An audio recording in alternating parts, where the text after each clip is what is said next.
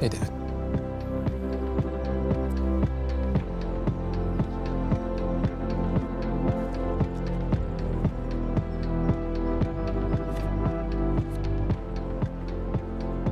My dad liked donut holes best because they have more of a dough to glaze ratio. He taught me a lot like that. He was smart. Not just donut hole smart. I mean, he could speak 5 languages. He'd read thousands of books. He knew everything. I'd never really thought about death much until he was dying. But I guess that's normal for an 18-year-old. Now it's all I can think about. Not in a, traumatic, depressing kind of way. I guess it's more of a hobby. I come here every Sunday to sit with him and people watch. I just find it fascinating. In a non-morbid way, I went to a couple funerals for strangers, but that felt a little too creepy. I found that estate sales are an interesting way to learn about a person. There's something so personal about seeing someone's life through what they've collected, paying your respects by recognizing their things. Things maybe no one else saw. Like, did their friends know they had a shit ton of Al figurines around the house? Makes me sad when I think too long about it. Have a good one. People lined up to buy your possessions at a discount. Things you held on to. Things that may have meant something to you. But such is life. And death.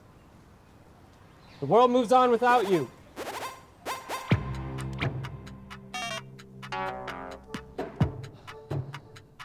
I can see how some people could get overwhelmed and anxious, especially because there are so many beliefs and theories around death. That eternal question of what happens when we die. Clearly, we aren't supposed to know. Death isn't something you can be analytical about. Which sucks. It's kind of my thing. My gut feeling is that it's just nothingness. Blackness. I try to lay and imagine it. Figures. It's pretty fucking boring. Definitely more fun theories out there. Reincarnation would be cool. A chance to try it all again. I guess I just don't understand the logistics. Like, is every living thing in a state of reincarnation? And if so, what dumbass chose to come back as a mosquito? Or maybe you don't choose, and it's karma. For being a shitty person last time, you have to live in this 8x12-inch tank for the rest of your life.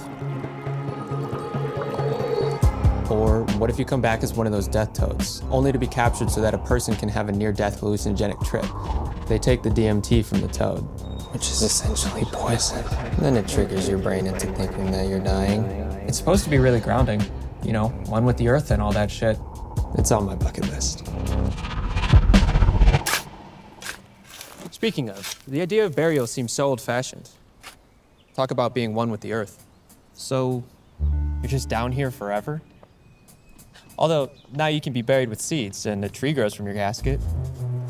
That's pretty cool. Although, at the rate deforestation is happening, chances are your tree will be axed to make room for a parking lot. Or for firewood. Kind of a long route to go for cremation. It does seem to be the most versatile option, though. You can spread your ashes anywhere. Launch them into space, pressurize them into a jewel. It's pretty cool, but what if you get passed on and on through family members only to eventually wind up at an estate sale? Some random person buys you, doesn't even know they're wearing you around their neck? Weird. I don't know. None of my thoughts are groundbreaking. Sorry for your loss. I mean, what's there to say that hasn't already been said about death? Sorry for your loss. A lot of people don't like talking about it. They don't know what to say. Sorry for your loss. Sorry for your loss. Sorry for your loss. Sorry for your loss. Sorry for your loss. Sorry for your loss. Sorry. What in particular are you sorry for? I'm sorry for your loss of time with him. Oh. Got it. Yeah, I've come to terms with that. He won't get to see me get married or meet my kids, but that's okay. He has to go to the ER on separate occasions because he knew something in his body was wrong. All the way down to exactly what it was. I'm having a heart attack. I'm bleeding internally. I'm dying. That was the saddest bit to me. When he knew something in his body was wrong, and that there was no solution for it.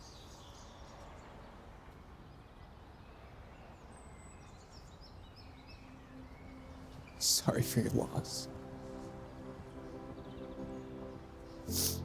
You know what people should be sorry for? Is that at a certain point, when you confront death, you have to do it alone, right? And there's no tangible way, regardless of relationship, connection, or knowledge, that you can be there for someone when their time comes. So even though we saw it coming, and we could be there for him, and be prepared, it's like we couldn't, actually.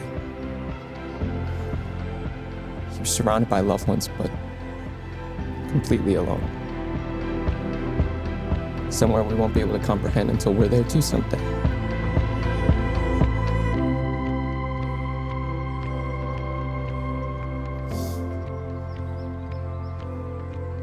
I don't know where you are, Dad, but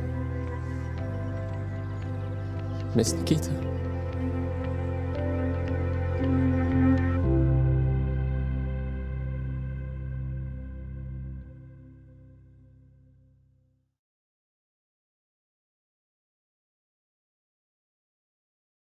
Just wanted to say, Congrats.